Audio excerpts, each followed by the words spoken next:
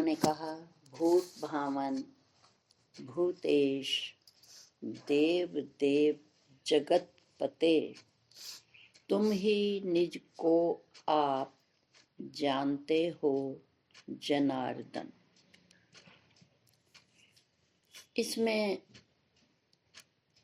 अब अर्जुन भगवान की महिमा को जान चुके हैं।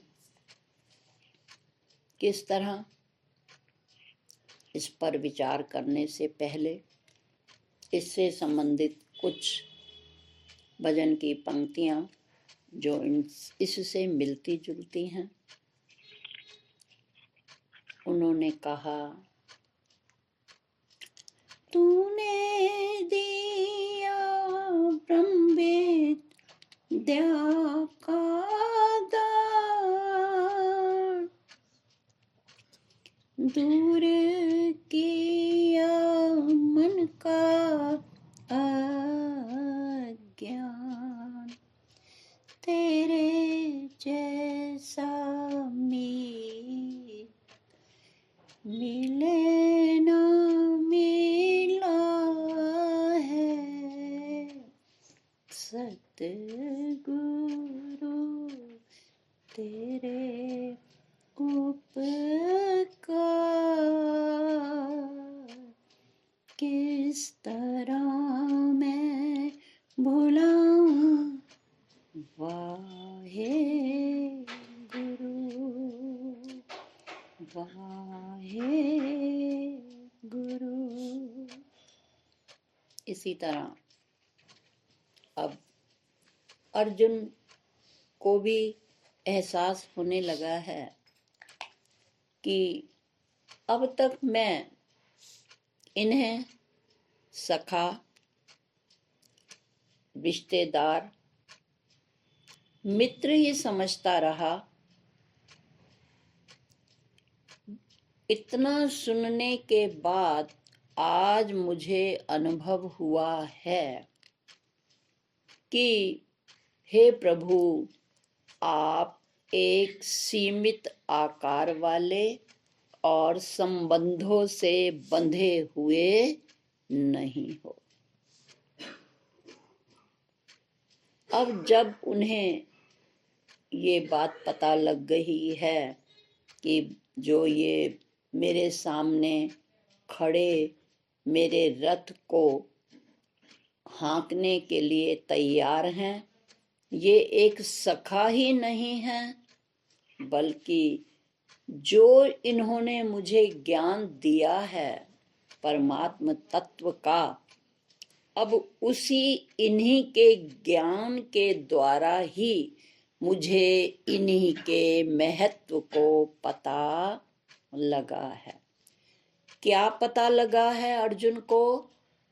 अब वो कह रहे हैं, भूत भावन भूतेश देव देव जगत पते, तुम ही निज को आप जानते हो जनार्दन। पहला शब्द है भूत भावन। इन दोनों शब्दों को अलग अलग करें तो एक है भूत और दूसरा है भावन। भावन मैंने भाना, अच्छा लगना। वो कह रहे हैं कि इन हम सबके शरीर है, पंच भौतिक शरीर हैं, और आप उसमें तत्व रूप में, सत्ता रूप में विराजमान होकर इन पंच भौतिक शरीरों को क्रिया भी इनसे करवा रहे हो और इनके महत्व को भी बता रहे हो। और वो ये ठीक ही कह रहे हैं, क्योंकि हमारे वेदों में और एक सूत्र आता है, तत् सृष्ट्वा तत् अनुप्रविश्य, कि भगवान ने स्वयं इस पंच भौतिक शरीर का, मनुष्यों के शरीर का निर्माण किया और स्वयं वो नारायण रूप में इसमें बैठ भी गया बुल्ले शाह जी की ये पंक्तियां भी इस बात का समर्थन करती हैं। उन्होंने कहा है, पंजा दा कल बुत बना के विच वड़ बैठा आपे, आपे धिया आपे पुत्र आपे ही माँ बापे, बुल्ले शानो मुर्शिद मिल गया फिर आपे दा आपे।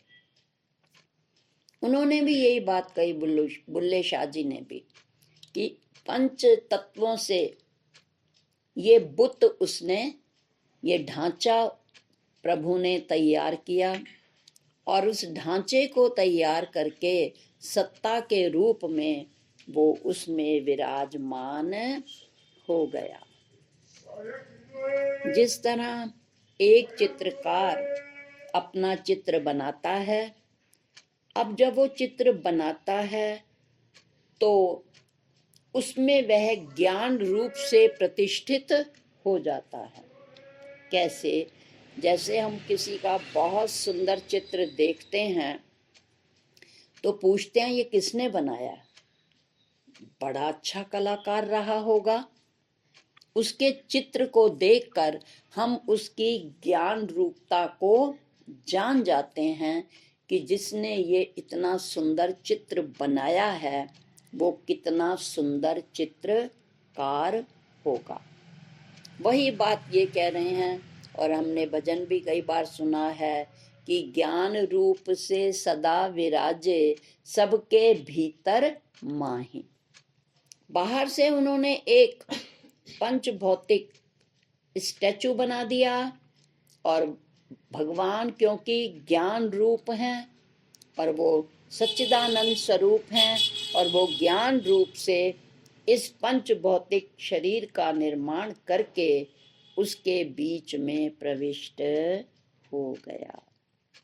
इसलिए वो कहते हैं भूत भावन, अरे आपके कारण ही ये पंच भौतिक शरीर आकर्षित लगता है।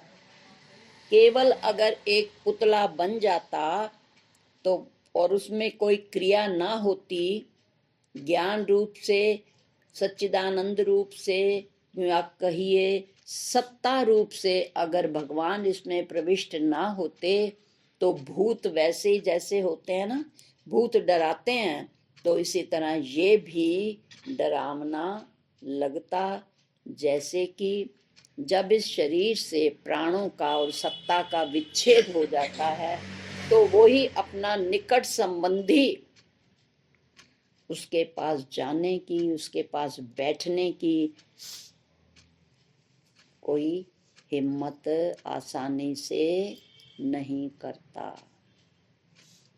क्योंकि उसका पंच भौतिक शरीर तो वहीं पड़ा है, परंतु सत्ता और प्राणों का उससे विच्छेद होने के कारण अति प्रिय व्यक्ति भी अब हमें डरावना सा लगता है।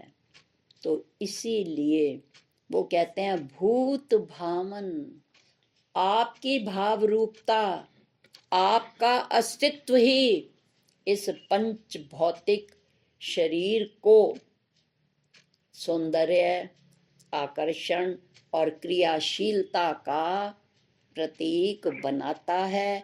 और यदि सत्ता ना हो तो वो शरीर मांस पिंड के अलावा और कुछ नहीं है।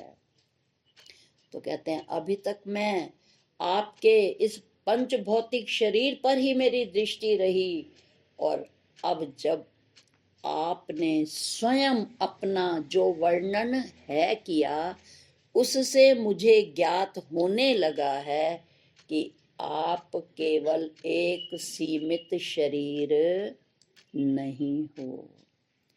इस पंच भौतिक शरीर को सत्ता देने वाले सतरूप आप ही हो। अब दूसरा शब्द कह रहे हैं भूतेश। संधि विच्छेद करिए, गुण संधि है, उसके अनुसार ये शब्द बना है। भूत जमा ईश बना है भूतेश। फिर वही बात, पंच भौतिक इस शरीर पर नियंत्रण करने वाले, पंच भौतिक शरीर के नियंता आप ही हो। और भगवान कह भी रहे हैं, यंत्राकार फिराता हूँ भूतों को निज शक्ति से। भगवान भी खुद कह रहे हैं कि मैं इन पंच भौतिक पुतलों को इस तरह अपने संकल्प से फिराता हूँ, यंत्र की तरह, जैसे एक जादूगर या एक कठपुतली को नचाने वाला कठपुतलियों के सूत्र धागे अपने अलग अलग इंद्रियों में लपेटे रखता है और अपने संकल्प से वो कठपुतलियों को नचाता रहता है। दर्शक उन कठपुतलियों के नाच को देखकर, उनके मूवमेंट्स को देखकर दर्शक खुश होते हैं, परंतु उन्हें ये नहीं पता होता कि इन कठपुतलियों को चलाने वाला पीछे कोई सूत्रधार बैठा है। ठीक इसी तरह वो कह रहे हैं, मैं भी आपको यही समझता था, परंतु आज मुझे पता लगा है आप इन पंच भौतिक शरीरों के अधिष्ठाता हो। भगवान ने एक श्लोक में और स्वयं भी कहा है, भूतों को भूमि में घुस के बल से धारता हूँ मैं, रसात्मक चंद्र होके करता हूँ पुष्ट औषधि। अब भूतों को भूमि में घुस के बल से धारता हूँ मैं, सामान्य रूप में हम विचार करें क्या है इसका अर्थ। हमें पता है हम पार्थिव प्राणी हैं और पृथ्वी की वस्तुओं से ही हमारा पालन पोषण होता है। पृथ्वी के अन्न से जो एक बिंदु बनता है, उस बिंदु से मानव का जन्म होता है। वही अन्न जल से बनी हुई वो बूंद जीव के जन्म का कारण होती है, जिसमें उसके अप्रत्यक्ष रूप से कर्म भी मिले होते हैं। और जब वो जन्म ले लेता है पंच भौतिक शरीर, तो वह दूध से पलता है, दूध गाय से आता है, गाय घास खाती है और वो घास गाय को पृथ्वी से ही प्राप्त होती है। और जितने भी अनाज हैं, फल फूल हैं, वो सब हमें पृथ्वी से मिलते हैं, इसलिए हमें पार्थिव प्राणी कहा जाता है। तो भगवान कह रहे हैं, भूतों को भूमि में घुस के बल से धारता हूं मैं। दूसरा पक्ष समझेंगे कि इस पृथ्वी पर बड़े बड़े फ्लैट्स हैं, मकान हैं, पशु पक्षी हैं, चारों योनियां इस पृथ्वी पर ही रहती हैं। पक्षी भी थोड़ा बहुत ऊपर उड़ते हैं और फिर वो पेड़ों पर ही आकर बैठते हैं और पेड़ पृथ्वी पर ही टिके होते हैं। तो चारों खानियां, उनका सारा बोझ और उनके भरण पोषण का बोझ सारा किस पर होता है? पृथ्वी तत्व पर। तो कह रहे हैं कि किसके बल से ये पृथ्वी खड़ी हुई है? जितने चराचर प्राणी हैं वो स्वयं और उनके भोजन की व्यवस्था इस पृथ्वी पर ही होती है, परंतु पृथ्वी आद सच जुगाद सत, कब से ये पृथ्वी है तभी पार्थिव प्राणी हैं। तो इसको कौन संभाल रहा है? गुरुत्वाकर्षण शक्ति कौन है जिसमें जो इसको संभाल रहा है? वो कौन है? वो कौन है? कभी आपने विचार किया, संध्या का समय होता है, एक तरफ से सूर्य नारायण छिपने को होते हैं और दूसरी दिशा से चंद्रदेव उगने की ओर होते हैं।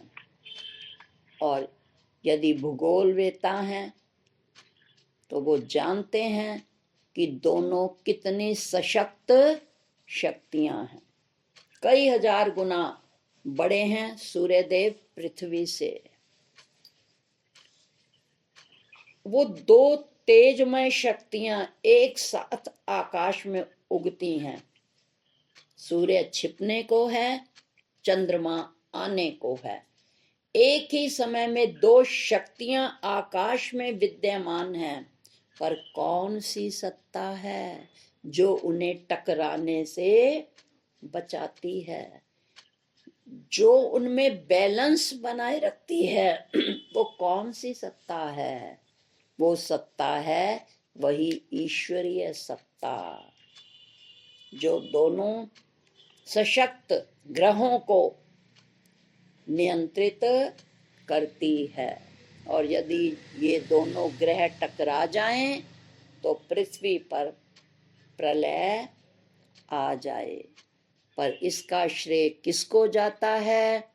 उस ईश को, भूतेश को, जिसने पंच भौतिक सभी प्रकार के चराचर जीवों को और उनकी व्यवस्था के लिए जो भी प्रकृति की सामग्री हैं उनको संभाला हुआ है। तो वो इसलिए उनको संबोधन दे रहे हैं, अर्जुन भूत भामन भूतेश देव देव जगत पते। आप देवों को के भी देव हो, जैसा कि अभी उदाहरण दिया है, सूर्यदेव चंद्रदेव, आप उनको संभालते हो, इसलिए आप देवों के भी देव हो। कहते हैं वायु भी उसी की सत्ता से चलती है, तभी तो हम प्रार्थना करते हैं, हे भगवान आज थोड़ी सी हवा चला दे, बड़ी गर्मी है। इसका मतलब है हवा किसके आश्रित है? ईश्वर के। फिर आप कहते हो हे भगवान बड़ी गर्मी है, थोड़े से बादल आ जाएं, थोड़े मेघ बरस जाएं। वो क्या हैं? देवता हैं जो हमें देते हैं। पर हम क्या कहते हैं? हे भगवान थोड़े से बादल कर दे, हे भगवान थोड़ी सी बारिश कर दे, अब सर्दियां आएंगी। हे भगवान चाहे थोड़ी देर के लिए ही जरा सूर्य के दर्शन करा दे, बहुत ठंड हो गई है। तो इसका मतलब है ये सब देवता काम कर रहे हैं, पर हम भगवान शब्द का प्रयोग करते हैं। इसका मतलब है कि भूतेश, ईश मैंने भगवान, वो भगवान ही इनके नियंत्रण में इनको लाता है, और भगवान के आज्ञा से ही ये देवता भी अपना काम करते हैं। इसलिए जब दो शब्दों को जोड़ा जाता है, आत्मा जमा आत्मा, तब कहते हैं परमात्मा। ये समास होता है एक तरह का, हिंदी और संस्कृत में इसको समास कहते हैं। आत्मा जमा आत्मा बराबर परमात्मा। इसी तरह वो ये यहाँ कह रहे हैं कि आप क्या हो? देवों के भी देव हो। देव जमा देव इति महादेव। और अब अगला शब्द है जगत पते। जगत पति भी कहते हैं भगवान को, जगत पिता भी कहते हैं। क्यों? पालन। देखिए जब अनमैरिड लाइफ में होते हैं सब, तो उनका पालन पोषण हमारे पिता करते हैं, और जब शादी होती है तो फिर सारे पालन का पोषण का खर्च पति पर आ जाता है। इसलिए ही तो जब सब फेरे वगैरह होते हैं तो मांग भरी जाती है, पति मांग भरता है कि आज से तेरी मांगे मैं पूरी करूंगा। अब तक किसने की? पिता ने। और अब मेरा और तेरा संबंध जुड़ गया है, तो मांग भरने का प्रतीक है कि आज से तेरी सारी आवश्यकताएं, जो तेरी मांग होगी, तेरी आवश्यकताएं होंगी, वो मैं पूरी करूंगा। तो दो ही हैं विशेष रूप से। वो तो कोई आपातकालीन स्थिति होती है जब माँ या कोई और पर्सन जो है पालन पोषण करता है, पर उसको इतना सुखद नहीं माना जाता। यदि बचपन पिता की छत्र छाया में अच्छे से व्यतीत हो जाए तो भी हमें खुशी होती है कि हम ठीक से अपने पिता ने हमें पाला। और जब शादी के बाद पति लंबे समय तक अगर साथ मिल जाए और वो हमारा देख रेख करे तो प्रसन्नता होती है कि भैया हमारा जीवन बहुत अच्छे से कट गया। तो यही बात कह रहे हैं कि उन्हें पिता कह लो या पति कह लो, पालन पोषण ये दो ही व्यक्ति विशेष रूप से करते हैं। तो कह रहे हैं कि आप विधि के भी पिता हो, ब्रह्मा के भी आप पिता हो। अब पालन पोषण कैसे करते हैं? वो कहते हैं कि कहा हमारे उसमें गुरु ग्रंथ साहिब में, एका माई जुगती भी आई, तिन चेले परवान, एक व्यवहारी एक भंडारी, एक लाए दीवान। ओ वेखे ऐना नदर न आवे, बहुता ए विडान।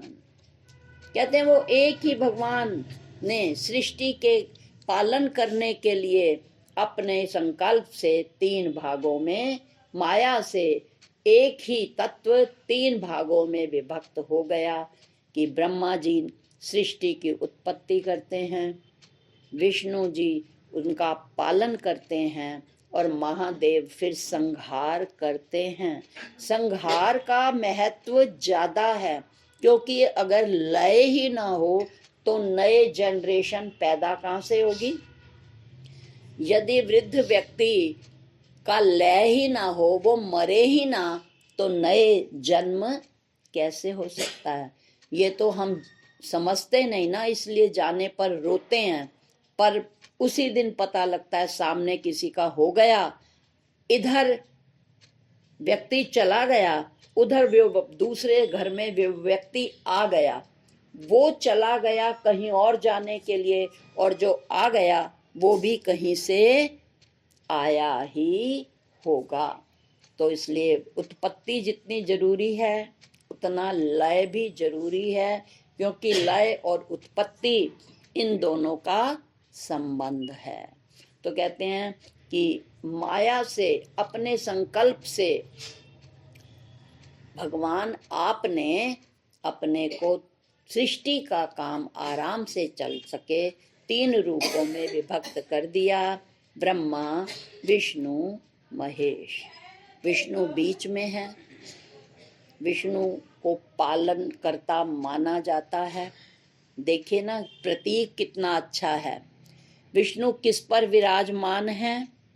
शेष नाग के शैया पर, और वो समुद्र सागर के मध्य में है, अपार सागर जिसके पानी का, जिसके अंदर जो जीव जंतु हैं या मणियां मोती हैं जिनका पार कोई पा नहीं सकता।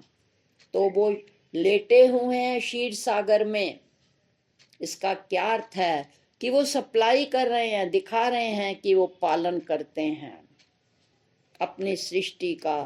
देखिए 2 चीजें जीवन में बहुत आवश्यक बहुत होती हैं, पानी और दूध।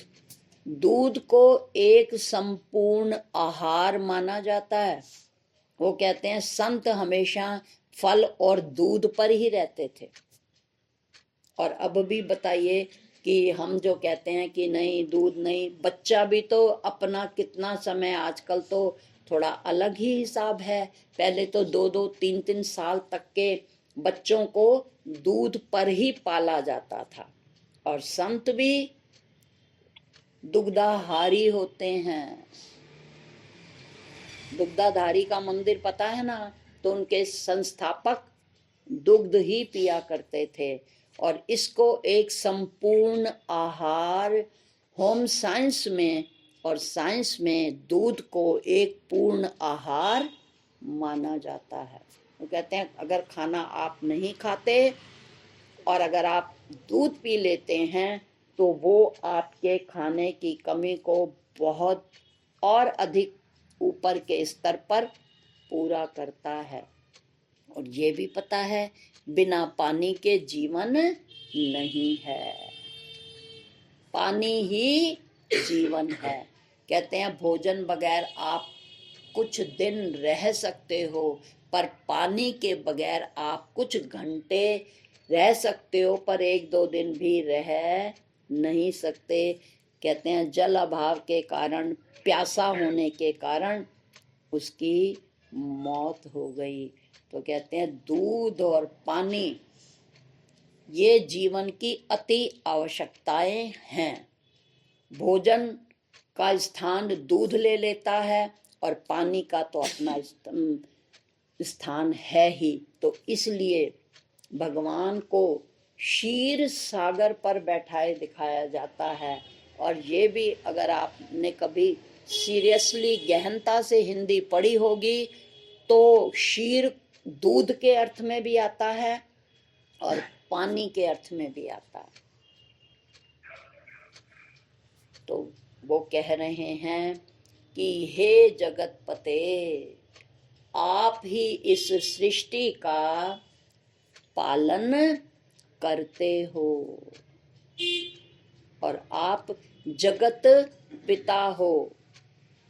मुझे याद आ गया, हम जब छोटे थे सुनते भी थे, देखते भी थे, घर तक आवाजें आया करती थी। अचानक वो पंक्तियां भी याद आ गईं। तो जब भी प्रार्थना शुरू हुआ करती रामलीला में तो उसके शब्द अचानक अब याद आ गए हैं। तो वो गाया करते थे, हे परम पिता जगदीश्वर, तेरी महिमा अपरंपार, सारे जग के पालनहार। तो कहते हैं हे प्रभु, संसार के लौकिक तो पिता हैं, पिता हो, क्योंकि वो तो एक ही परिवार का पालन करते हैं और आप सृष्टि का पालन करते हो। तो उन्होंने संबोधन दिया, हे परम पिता जगदीश्वर, तेरी महिमा अपरंपार, सारे जग के पालनहार। इन्हीं बातों को ध्यान में रखते हुए अर्जुन भी भगवान को यही कह रहे हैं, भूत भावन भूतेश देव देव जगत पते। कहते हैं मैं तो इन शब्दों से ही आपकी वंदना कर सकता हूँ। ये सीमित शब्द हैं आपकी महिमा का गान करने के लिए। मेरे पास ना तो इतनी बुद्धि है, ना मेरे पास इतना वाणी का बल है कि मैं आपकी महिमा का गान कर सकूं। तो अगली लाइन में कह रहे हैं, तुम ही निज को आप जानते हो जनार्दन। आप कहेंगे ऐसे कैसे हो सकता है कि भगवान अपनी महिमा को जानते हैं, हम नहीं जान सकते? हाँ, आइए उदाहरण से समझते हैं। जैसे हमारे मन में कोई बात चल रही है,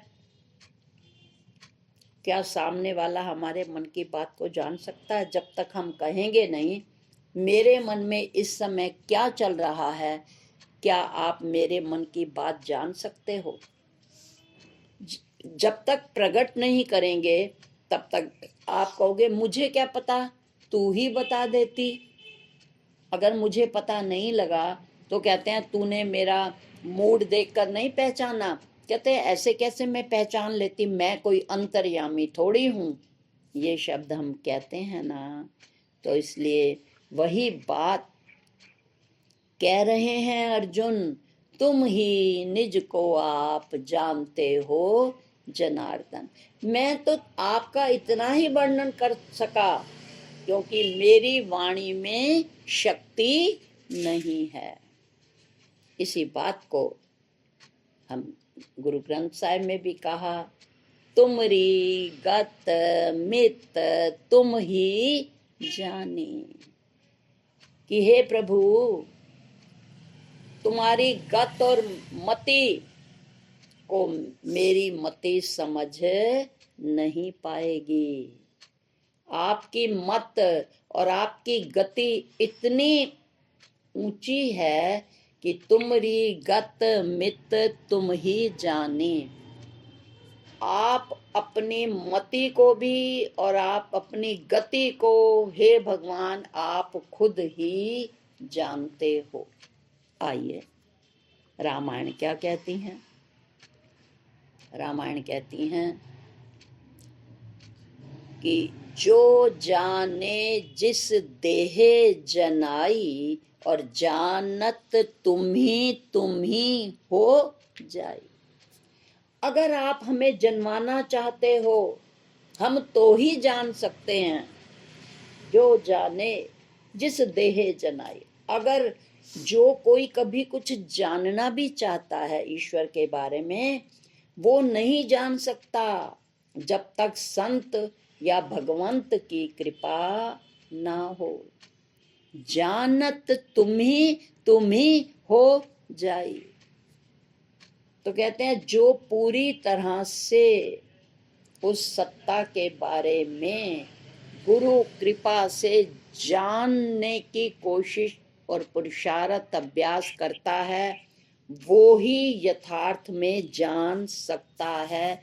बिन गुरु कृपा के भगवान की महत्ता को, सत्ता को जाना नहीं जा सकता। और एक छोटा सा उदाहरण आता है, पिता का जन्म क्या जाने पूत। पिता के जन्म को, हमारे जन्म को क्या हमारे बच्चे जान सकते हैं? नहीं जान सकते ना। हाँ, थोड़ा सा जान भी सकते हैं। जब हम उन्हें अपनी पिछली कभी तस्वीरें खींची हों वो दिखाएं, या हम थोड़ा बहुत जब बताएं मैं ऐसी थी मैं वैसी थी, या कोई चित्र पढ़ा हो तो उसके द्वारा हम जान सकते हैं। ठीक इसी तरह जब गुरुदेव उस परम सत्ता का चित्रण करते हैं और ग्रंथों के माध्यम से हमें बताते हैं, तब ही हम उस संत की, भगवंत की महिमा को जान सकते हैं। जिस तरह माँ कृपा करे, वो बच्चा कहे मम्मी बताओ ना अपने बारे में, आप कैसे थे, आप कैसे रहते थे, आपके जब पढ़ते थे पढ़ाई में कैसे थे। तो जब तक आप नहीं बताओगे उन्हें पता नहीं लग सकता। तो ठीक इसी तरह वो कहते हैं कि आपकी महिमा को केवल भगवंत की महिमा जाने संत, केवल संत ही भगवान की महिमा को जान सकते हैं। सामान्य व्यक्ति संत और भगवंत की महिमा को नहीं जान सकते। एक घटना के द्वारा कोशिश करते हैं समझने की। एक बार दीपावली का अवसर था। माँ यशोदा दीपकों को थाल में सजाकर माचिस मोमबत्ती रखकर जाने के लिए तैयार थीं और लाला ने कहा, माँ कहाँ जा रही हो? कहते हैं बेटा आप जो है दीपोत्सव है और हम सबसे पहले, क्योंकि यमुना हमारे लिए पवित्र नदी है, वहाँ हम दीप पूजन और प्रवाह के लिए जा रहे हैं। बच्चे का स्वभाव जिद की मैं भी आपके साथ जाऊंगा। माँ ने कहा बहुत चंचल है, तू मुझे पूजा नहीं करने देगा। कहते ना, मैं चुपचाप बैठा रहूंगा, जहां तू बिठाएगी ना मैं वहां से उठूंगा नहीं, मैं चुपचाप बैठा रहूंगा, पर मुझे अपने साथ ले जाओ। माँ ने कहा चलो। वो लेकर के गई। उन्होंने कहा लाला अब यहाँ आगे मत आइयो, पानी का जो बहाव है वो बहुत तेज है। तूने घर से यही कहा था, तू मुझे माँ जहाँ बैठाएगी मैं वहां ही बैठ जाऊंगा। वो उसको पकड़ कर ले गई, कुछ ऊंची सीढ़ियों पर बैठाया और कहा लाला यहाँ से हिलना नहीं, और नहीं तो फिर जैसे माँ करती हैं। लाला चुपचाप बैठ गए, पर माँ उन्हें एक सीमित शरीर वाली समझ रही थी ना। वो चुपचाप माँ के कहने पर बैठ गए। जब देखा कि सारी सखी सहेलियां और माँ तो दीप प्रज्वलित करने में लग गई हैं और पूजा की तैयारी में हैं, लाला ने लाभ उठाया। धीरे धीरे एक पैर अपना छोटा सा नीचे रखा, फिर दूसरी तरफ देखा, फिर दूसरी सीढ़ी पर आए। करते करते वो नीचे आकर बैठ गए, और जो भी दीपक आता किनारे पर से थोड़ा टकराता, वहां खड़ा होता। भगवान देखते कि दीपक खड़ा हो गया है, वो चुपचाप उसे उठा लेते और सीढ़ियों पर लगा लेते, रख लेते। ऐसे करते करते कुछ दीपक सीढ़ियों पर इकट्ठे हो गए। अचानक जब माँ का ध्यान उधर गया, वो डर गई और भागी। लाला ये क्या कर रहा है? अरे इससे तो आग भी लग सकती है, ये क्यों तूने अपने आगे पीछे इतने दीपक रख रखे हैं? उन्होंने कोई उत्तर नहीं दिया। उन्होंने कहा बताता क्यों नहीं? तूने कहा था ना मैं शरारत नहीं करूंगा, फिर तूने ऐसी शरारत क्यों की? अगर आग लग जाती तो? बस कान पकड़ के कहा पहले बता दे, तूने ये दीपक क्यों बहती नदी में से बाहर निकाले? वो मुस्कुराए, बोले मुस्कुराने से काम नहीं चलेगा। वो कहते हैं माँ तू जानकर क्या करेगी? मुस्कुराकर चुप हो गए।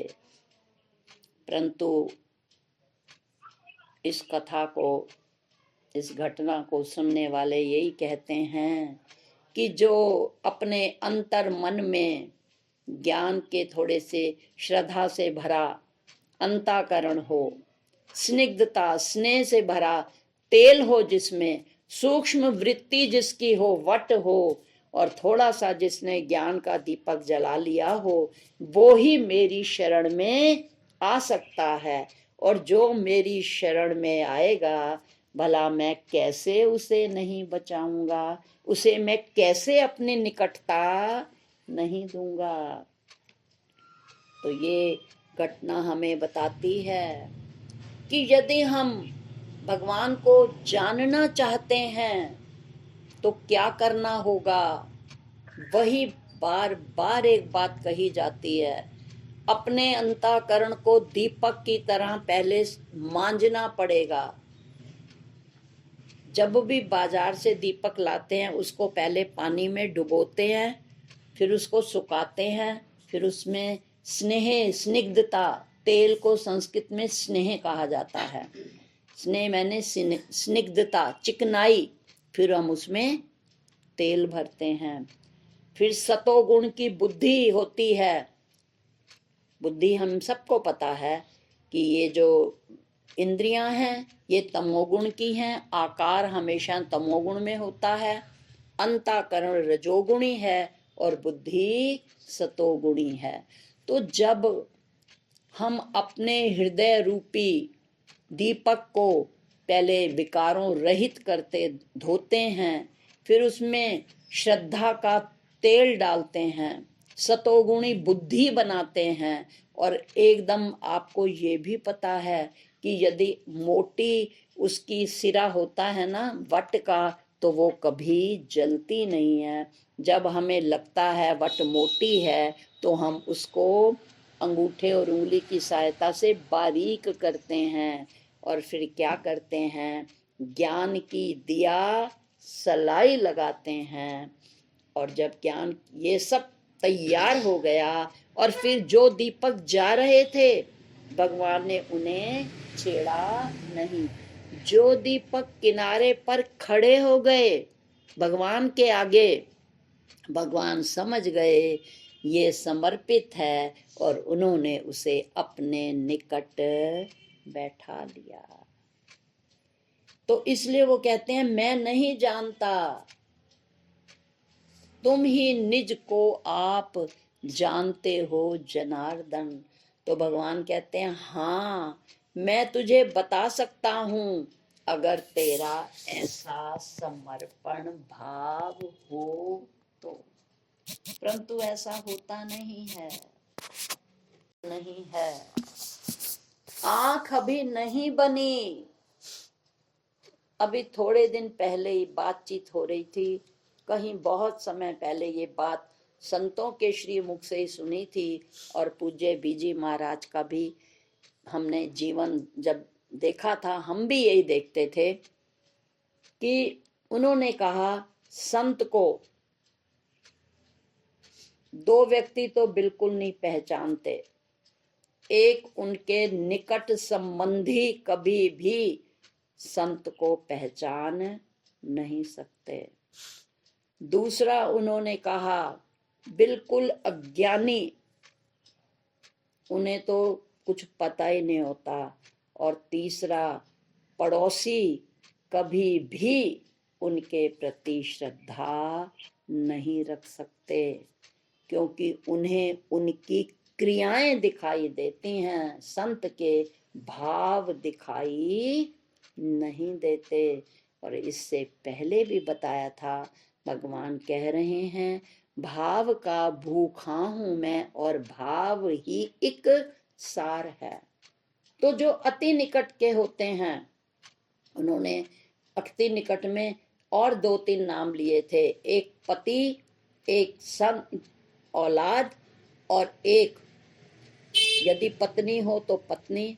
ये कभी भी अपने घर में अगर संत हो तो उसको ना अति निकट परिवार उसको समझ सकता है, उसका फायदा उठा सकता है।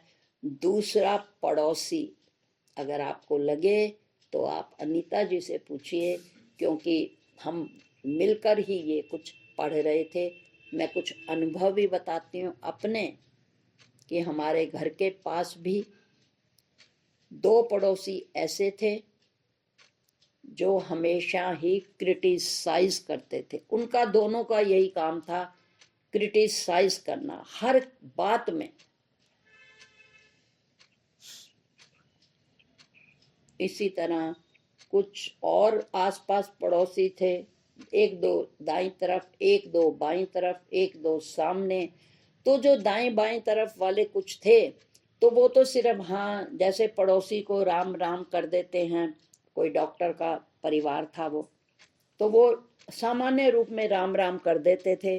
पर जो एक सामने वाले पड़ोसी थे और एक दीवार एक थी, जिनकी दीवार एक थी, उन्होंने तो क्या किया, किस तरह का व्यवहार किया, वो जब कभी याद करती हूँ तो कहते हैं यही तो महापुरुषों की परीक्षाएं होती हैं।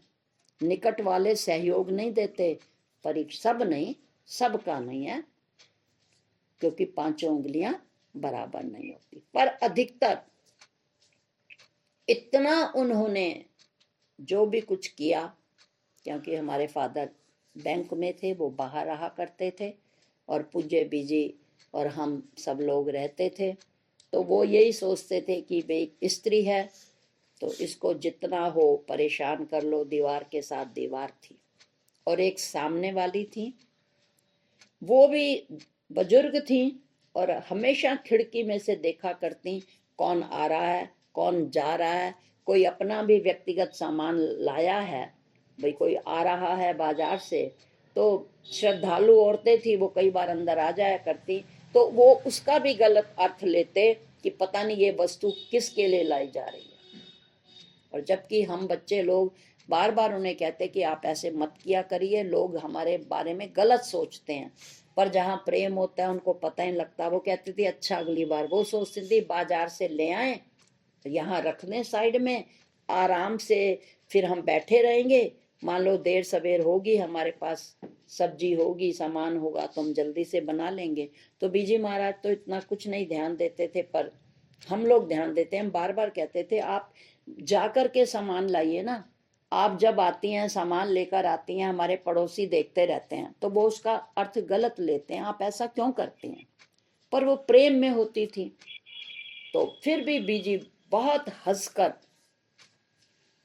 उनसे व्यवहार किया करते थे। एक बहन ने एक बार बड़ा नाराज होकर, वो भी पड़ोसी थी, वो पीछे रहा करती थी, उनके साथ कोई परिस्थिति थी, इसलिए पूज्य बीजी उनको बहुत मेंटली और इकोनॉमिकली सपोर्ट करते थे। तो वो एक बार कहने लगी कि बीजी ऐदर कुत्ते ऐदर कां, हाय निमा मैं किधर जा। तो कहते क्या कह रहे हो आप, नहीं आप गलत सोच रहे हो। अब देखो ना, गुलाब का फूल होता है ना, उसके इधर भी कांटे हैं इधर भी कांटे हैं। जो सामान्य दृष्टि वाला होगा वो सोचेगा इतना कोमल गुलाब है और दोनों तरफ कांटे हैं, परंतु जो साइंस जानने वाले होंगे वो जानते होंगे कि ये दोनों तरफ कांटे इस कोमल गुलाब की सुरक्षा के लिए हैं। तो बेटे अपनी सोच बदलो, आप ऐसे क्यों कह रहे हो, आप ऐसा भी तो सोच सकते हो ना। तो ये होती है महान पुरुषों की सोच। तो आज का श्लोक हमें यही बता रहा है, समय की कदर करिए, ज्ञान की कदर करिए, ज्ञान देने वाले की कदर करिए। और जिस तरह भगवान ने समर्पण के कारण ही इतने सारे दीपक उनके आगे से गुजर गए, पर उन्होंने उन दीपों को नहीं पकड़ा। जो दीपक उनके पास आकर किनारे लगा और थोड़ी देर ठहर गया, तो भगवान ने उस दीपक को उठाकर अपने पास रख लिया। तो आज यही है कि भगवान कृष्ण की गुणगान कर रहे हैं। वो बहुत समय बाद, उन्हें इतना बचपन से वो उनके साथ रहे, परंतु वो भगवान के शरीर को ही देखते रहे। और वो उन्होंने कहते हैं कि कहा है गुरु नानक देव जी ने कि देह मिलावा नित्य है, शब्द मिलावा नित्य है और देह मिलावा नाही। और दूसरा भी एक भजन आता है, मुझे प्रॉपर वे में उसकी पंक्तियां स्मरण नहीं आ रही, कि गुरु शरीर नहीं होते देहा तेना भूलिए। हम एक और भी साधना जी अक्सर कहती हैं कि समझो तो गंगा जल है, ना समझो तो बहता पानी। समझो तो वो हैं महापुरुष और ना समझो तो वो हैं एक नारी। तो आज अर्जुन देर आए दुरुस्त आए, वो भगवान की महिमा को समझकर वंदन कर रहे हैं, क्योंकि जिस दिन ज्ञान लग जाता है हृदय में, उस ज्ञान का रंग चढ़ जाता है, तो फिर गुणगान किए बगैर साधक रह ही नहीं सकता। और यदि साधक हर समय एक उस डॉक्टर जिससे हमें प्रॉपर वे में आराम आ गया है, वो बिना सलाह के सबको सलाह देता रहता है, एक बार मेरे कहने से आप जाकर तो देखिए, आपको बहुत फायदा होगा मेरी तरह। ठीक इसी तरह जब ज्ञान प्रॉपर वे में काम करने लग जाता है, ज्ञान का रंग चढ़ने लग जाता है, तो साधक बिना गुणगान किए रह ही नहीं सकता। आज का ये श्लोक कृष्ण जी की स्तुति जो अर्जुन द्वारा की गई, वो इस श्लोक में यही बताने की कोशिश कर रहे हैं। ओम शांति शांति शांति।